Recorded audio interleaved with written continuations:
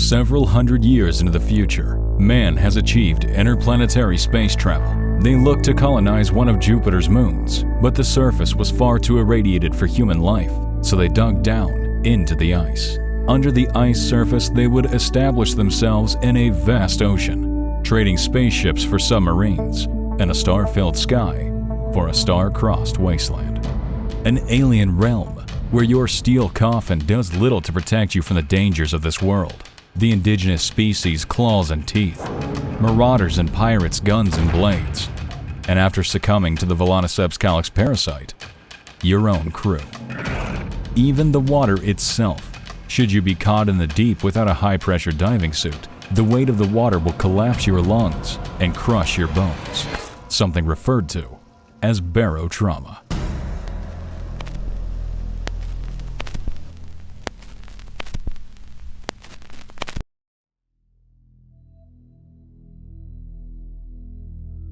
This is a game I have not been able to put down. Being constantly assaulted by creatures both gargantuan and small, and the moments you leave your giant steel coffin to venture out into the deep to explore alien ruins, wrecked submarines, or to investigate abandoned stations, with nothing more than a diving suit, small arms, an underwater scooter, and painfully small light sources, are some of the most tense and fun moments in the game. Having creatures claw their way through your hull and into your vessel, having to fend them off in your own corridors, then repairing the damage while your oxygen supply dwindles, and then limping your way to the closest station while praying another creature of the deep doesn't spot this easy prey.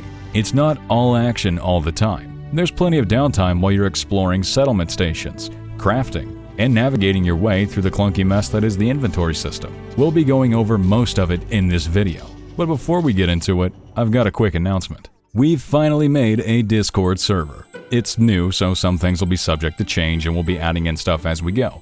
But come join up and hang out. Also, Patreon supporters of any tier get Astartes level access to the Discord, which includes game nights, where we all get together on some weekends and play games together. Some of the footage in this video will actually be from our game nights. Invite to the Discord will be in the description below. Now let's get back to Barotrauma. Starting with the basics, what is it? Barotrauma is a 2D co-op submarine simulator in space with survival horror elements. That's a mouthful, but it's also accurate. You're not the chosen one on some do-or-die mission to save the world. You're just part of a submarine crew, though that is an important position, since submarines are essentially the only way to move people and cargo around on this planet. You can take on the role of whatever you want: captain, electrical or mechanical engineer, medic, security officer, or a jack-of-all-trades, master-of-none assistant. While your inherent duty should, in theory, apply to your class of choice, nothing is class exclusive. Your chosen role simply dictates your starting skill levels and items. Do something for long enough, and regardless of class, you'll get a point in that skill. All classes can still repair anything and everything, just like an engineer. But since their skill is going to be comparatively low by default, there's a high chance of them hurting themselves or even starting a fire. Piloting the sub with a low navigation skill will cause maneuvers to take way longer than they would for the captain, or someone with a high navigation skill. And this game is real-time, not turn-based. So when you're about to smash into a rock face and someone that has a low navigation skill tries to correct the course, you'll probably want to start searching for a high-pressure diving suit, because you're moments away from the front of the sub being destroyed and getting thrown across the room. While not class exclusive, crafting certain items do require a minimum skill of some kind to be able to produce them in any reasonable amount of time. Anyone can make bandages, but if you're wanting to produce something like dosazine, you're going to need a high medical skill, or it's going to take a long time. Same goes for the weapon skill for crafting weapons and ammunition, as well as electrical and mechanical engineering for their respective craftable categories as well. This game's leveling system is very lengthy. Early levels will go by faster, but mastering a skill is going to take time and dedication. The medical skill isn't only used for crafting. The devs have a mostly solid medical system in place, and having a low medical skill means that not only will suggestions for treatment options be potentially incorrect, but also means that your treatments have a chance to not be as effective. Playing the game for long enough, you'll get the hang of what medical application treats what affliction, so incorrect suggestions won't be an issue for long. But the application being less effective because of low skill isn't something you can get around without leveling up. Luckily, the AI medics are essentially flawless, if a bit overzealous. To sum it all up, every class is important, but not specifically needed. With most of the explanation out of the way, let's get into the gameplay itself. You'll normally start, after choosing your sub, on a station. Random events can occur on stations. Everything from space separatist insurrections to captured creatures breaking out of their restraints and wreaking havoc. But these hubs are where you'll buy supplies, sell whatever you salvage, and hire new recruits, as well as upgrading your submarine subsystems, buying a new sub altogether, and finding missions to take. Once you're ready to leave, you'll plot your course to the next area on a large map, which is very reminiscent of FTL's travel system. Select where you want to travel to, most likely a location with a lucrative mission reward. Unless you're cheating or using modded ships, your starting sub will suck bad. You're going to want to do as many missions and salvage as many wrecks as quickly as possible to get the money flowing in, so you can get a new sub and start upgrading it. This has been made much easier with the Thunder Under the Ice update, which now allows you to take more than one mission at a time. Submarines cost a lot, and upgrading them quickly becomes vastly more expensive than the sub itself. The reason why you would want to spend so much money on upgrades is because they're effectively force multipliers for your submarine and crew. All of your submarine systems, and I mean all of them, degrade quickly. You'll have your engineers working around the clock, non-stop, repairing everything. It can get pretty ridiculous. Once you get enough to start upgrading your subsystems and make them last longer before needing to be repaired, among many other upgrades, it cuts the amount of engineers you need down by a huge margin, freeing them up to do other things like repairing hull breaches. The crew member AI is a bit difficult to explain. Almost everything that needs to be done to keep the sub from sinking, keeping your people alive, and manning the subborne guns are all they're good for. But don't take that disparagingly, those are the most important things. But they aren't the most fun things. Your AI crew is pretty much confined to your sub. You could try to take them with you when you explore areas, but their combat abilities are not great, and they sure as hell aren't helping you carry anything back unless you switch between them and pick stuff up that way, which, like many other parts of this game, is extremely tedious. This is the fatal flaw of the single-player part of the game. Some of the best parts of the game, the majority of the adventure, and the most valuable of loot is all found outside of your submarine. Going out and fighting alone isn't necessarily a death sentence, especially in wrecks where you can quite literally compartmentalize the engagements. But the massive issue is inventory space. If you actually want to make some money and upgrade your sub, you're going to need to clean out a lot of wrecks, and that will lead you to genuine hours of going back and forth between there and your sub to drop off the loot, especially heavy objects like coil gun and railgun ammunition, where you can only carry one at a time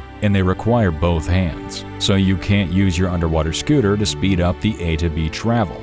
This isn't just tedious, it takes forever and can cause you to burn out on the notion of even bothering to explore very quickly. It can take more than 30 minutes to clean out and fully pick one of the larger wrecks clean. What's more is stations traders, of which they'll only have one, don't carry that much money, and the way the market works is the less money they have, the less money they'll pay you for your loot, as low as 20% of its value. A similar issue is also present with alien ruins. Swimming around to try and find the entrance is understandable, but if you have to cut through the walls for any reason, it takes far longer than any other material. And should you find one of the alien artifacts, it's another item that requires both hands to carry. So no scooter, leaving you with another ridiculously long and slow swim back to your submarine. I imagine this is supposed to be tense, not having your hands available to readily dispatch any creature that may find you.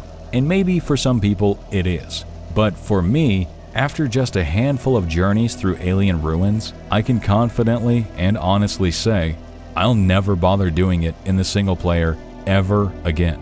The time investment just isn't worth it. This game is meant to be played with other people, having help carrying stuff, everyone taking a specific role instead of you having to do everything.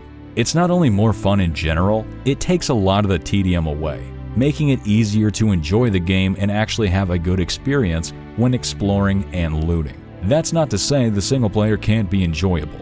The majority of my time in the game is offline, and I've been loving it. This is the most recent game I've bought, and I've already put more hours into it than the vast majority of games I've ever played. It's top 10 for sure, and the fact that this game isn't even done yet is amazing. So often do we buy AAA games that have nothing except for pretty graphics and only put maybe a couple of dozen hours into them, most of the time less. Barotrauma is only $30, and in the short time I've owned it, I already have well over 100 hours in it, and it's something I'll definitely continue playing for a long time.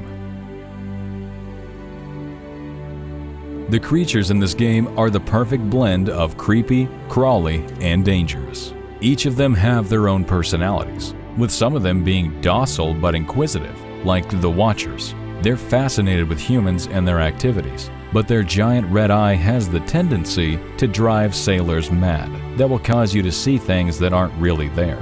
Firing on them will do next to nothing if it hits their extremely hard carapace, but hitting their eye will do multiplied damage, causing them to recoil in pain, secrete acid, and run off scared. This acid, should you pilot the sub through it, will eat through your hull for some time, but will eventually wear off. The Watcher won't be gone for long though.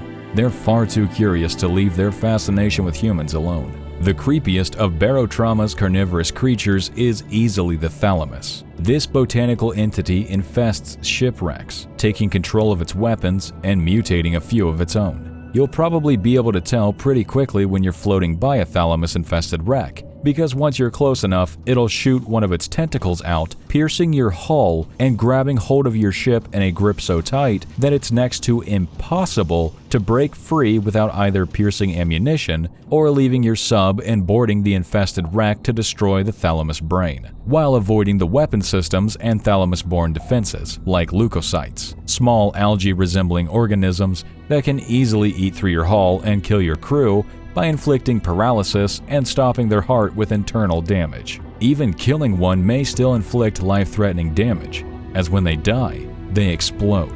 If you have piercing ammunition, you'll be able to fire down into the wreckage to hopefully either kill the flesh gun ammo sacks to free yourself, or even kill the brain itself. If not, you'll be forced to board and cut your way through the abomination to handle the brain or ammo sacks personally. The most common creatures you'll come across are crawlers, mud raptors, and spinelings. Again, each having their own personalities and very different forms of attack. Crawlers, being the most common found in the ocean, normally appear in small groups. They're not particularly strong, but their size allows for them to easily enter your submarine through small hull breaches. Don't take that to mean that they're small. They're bigger than a human. Facing off against one in the ocean can be very detrimental to your existence. While they're not going to one-shot you, they'll ram you and stun you. If more than one is coming after you, it's possible to get stun locked. When you accept a Destroy a Crawler Nest mission, you'll also find out what a crawler hatchling looks like. They're disgusting. Mud raptors are the second most common creatures. They have a little more health than humans, but have armor plating on their back. They can enter your sub just like the crawlers, but can run even faster than they can swim. So fighting them inside your sub can be just as dangerous as fighting them outside. They inflict heavy bleeding wounds, which are some of the most difficult to treat, but they appear in very small numbers, so they're usually not too big of an issue. The third most common enemy type is also the biggest asshole, the spineling. It doesn't enter your submarine, nor does it necessarily tear giant holes in it, but that's because it doesn't have to. This spiky little prick fires its spikes at you, and it doesn't matter if you're in the submarine when it does, because it will go straight through your hull and you regardless. They're fairly quick and can turn on a dime, so hitting them with the shipborne weapons is fairly difficult, but their low health and lack of armor means that a few lucky shots will rid you of their annoyance. When their spikes penetrate your hull, it will cause leaking, a fairly small amount of leaking. But since they can fire their spikes quickly and can travel in swarms, these leaks will start happening all over the sub. Volaniceps calyx an enigmatic parasite that infests, grows inside of, and eventually takes control of human bodies. In many shipwrecks, you'll find what was once the crew is now what is known as husks. This is the final stage of the Volaniceps calyx parasite's growth, taking full control of the human host and morphing their body to be able to withstand the pressures of the deep. You'll want to keep some distance between you and them, since they have a 50% chance to infect you with the parasite when they hit you. You'll have a decent amount of time to handle the infection using either broad-spectrum antibiotics or the antidote calixinide. If you don't have either, I hope you've had a good life because you're dead. There is no other way to cure it, and it is always fatal, at least until the parasite assumes full control and stands your body back up to go infect more people. They're almost identical to humans as far as health and speed goes, so they're not difficult to bring down, nor are they capable of penetrating your submarine's hull. Some of the less common, but much stronger enemies have a chance to spawn in the earlier areas, but become more common as you progress out of the starting area. Creatures such as the Hammerhead. This thing, like its name suggests, will bludgeon your sub to death. When it hits your sub, your crew will normally get tossed. Usually nothing in the extreme, just enough to knock you off your feet, but then it will immediately retreat so it can get another running start at you. This can often lead to it getting away before you ever get a chance to accurately shoot at it. It takes a bit more to bring down than the lesser creatures, but it is by no means a bullet sponge. Hammerheads are normally solitary creatures, but on occasion can be found in groups of 2 or 3. Tiger threshers are the honey badgers of the sea, always looking for a fight. They attack any creature on sight, regardless of how big it is. They're also only found in packs, normally with their variants like bone threshers, which are basically upgraded tigers. Threshers' personality has them favor humans that are outside the confines of their steel coffins. They can enter your sub through breaches in the hull, but they can't breathe out of water and will quickly die due to suffocation should they find their way into a dry section of the sub. Like the crawlers and other deep-sea life, they also have a hatchling version, which is equally as fucking disgusting as the crawlers. It looks like a skinned snake. Makes my skin crawl. One of the biggest creatures is the mollusk, a large jellyfish-like creature that has very strong armor plating on its top. While every creature has a weak spot, the mollusk is directly underneath this armored shell. Piercing and exploding ammunition can damage the weak spot through the shell, but if you lack either, try your hardest to get below it and shoot up into its tentacles. They still reduce damage by a large amount, but it's a lot better than trying to punch through the shell. They're not very fast, which makes fleeing a viable option. Just because whatever created the alien ruins is long gone, that doesn't mean their defenses disappeared with them. Aside from some static defenses, they also left behind what are known as Fractal Guardians. In an interesting change of pace, they will not attack your submarine or enter it, but they will attack any human outside of it. There's not too much else to say about them, as their only point of interest is their origin, of which we'll likely never know. As you get deeper into the ocean, the larger and more dangerous types of creatures will begin to appear, including larger variants of some of the creatures we've already gone over, with some of those variants being vastly different than their common forms. While they're far from invincible, you'll absolutely want to bring something more than a coil gun to deal with them. The one we'll be going over is technically the end boss, which is literally in its name, Endworm. They're described as a massive leviathan, a serpent-like monster consisting of stone-like armor shell and a dark brown-black fleshy body. I might have begun this by belittling its ability, but make no mistake, there's a reason why this guy is the endgame boss. His attacks are beyond devastating. If you're outside of your sub for some insane reason while fighting the Endworm, his bite attack will apply a 200 strength bite wound, which is the equivalent to dying twice, along with a 2,000 strength bleeding wound, which is dying 20 times over, and stun you for 2 seconds. The only thing that could make this attack any more hilariously overpowered is if it also turned off your computer.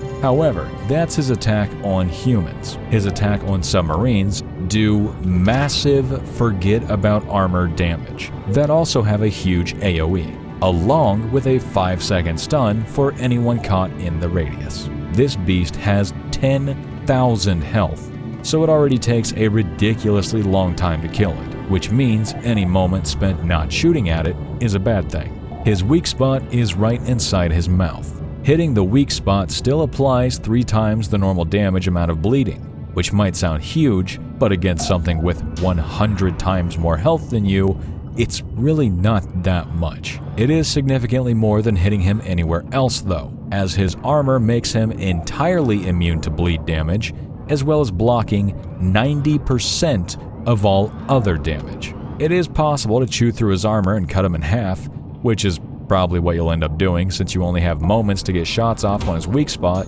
before he smashes into you. But that also takes us to one of the greatest aspects of this game, modding. This is one of those games where pretty much everything is XML based, meaning its moddability is verging on pretty much infinite. It even comes with a character editor, including a creature editor, as well as a submarine editor that gives you all the tools the dev used to create the default submarines. There's already large overhaul mods that add ridiculous amounts of new content, as well as changing vanilla items to create an entirely new experience. And this game is only in early access. The biggest and best mods usually don't come out until a year or so after a full release, so there's no telling what crazy things people will come up with. The online campaign mode is where I have the most fun. You can set whether or not you allow traders to spawn. These will be randomly selected at some point in the game where one or more people will be given the hidden objective of sabotaging and or killing everyone else. You can still hire AI crew members in the multiplayer just like you can in the single player. This is great. You can have them take care of the sub while you all go out to explore or do whatever you have to do. You can also do PvP, submarine versus submarine. In the latest update, Barotrauma also has received this combat mission in the single player. As I've said, I haven't been able to put this game down. I already have over 110 hours in it. I haven't touched anything else since I bought this game. I love it, and it's not even finished yet. How long before it's done, I have no idea, but I also don't care. The game, as it is now, is a definite buy from me. Even the submarine editor that I am horrible at using and requires a certain amount of the tism to figure out, is fun to use and can be used to create all sorts of awesome things. Just look at the mods and other ships already available on the workshop. The thought of this game not being done, and as such will have all sorts of new content added, coupled with how much I already enjoy it, has this game in my personal top 10. Since it isn't done yet, I can't give you a full review or even overview. No one knows what they'll add next type of thing. But once more, this game as it is now is a definite buy from me. Before we wrap this up, I've got a handful of tips for new and current players alike.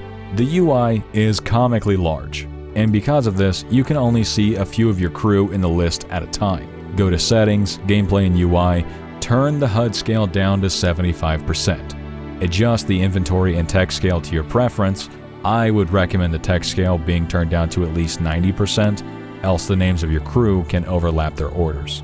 Now you can see all of your crew without having to scroll through the list of ridiculously oversized UI assets. While you're already in the settings menu, go to the graphics tab and set the line of sight effect to none. This makes it to where you can see everything instead of an actual LOS.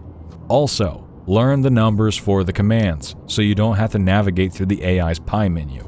Middle click 3, 1, done. The AI crew member is now fixing leaks. If you're new to the game, you probably don't have a good grasp on which submarine is the best. My opinion on the best general use sub is the Humpback. You can buy multiple subs and switch to them at stations so you can use whichever sub has the strongest role for the missions you select. I imagine this will be more useful if you download subs from the workshop or if the dev team adds necessities to submarine roles. But as it is now, the Humpback has the most guns with the best coverage and can carry plenty, so it's a safe choice for every situation. Lastly, this is one I've already alluded to, but a lot of people seem to not realize it. In the crafting menu, there will be a separate section for things you don't have a high enough skill to craft. Having lower than the minimum required skill just makes them take longer to craft than normal, usually significantly longer. There's plenty of other things to talk about, like how the ending is really freaking weird. But since the game isn't done and as such is all subject to change, I think it would make more sense to give it some time before going through everything. It's just so much fun now that I figured the only way I could justify the amount of time I've spent in it would be to make a video on it. So hopefully you enjoyed it. Don't forget to hit the like button and subscribe if you like the content. Invite to the Discord and link to the Patreon is in the description below. Fair warning, if you become a patron and come join in during our game nights, there's a pretty good chance we're going to be playing Barotrauma. But this is Mitchell Godson. Have a good one.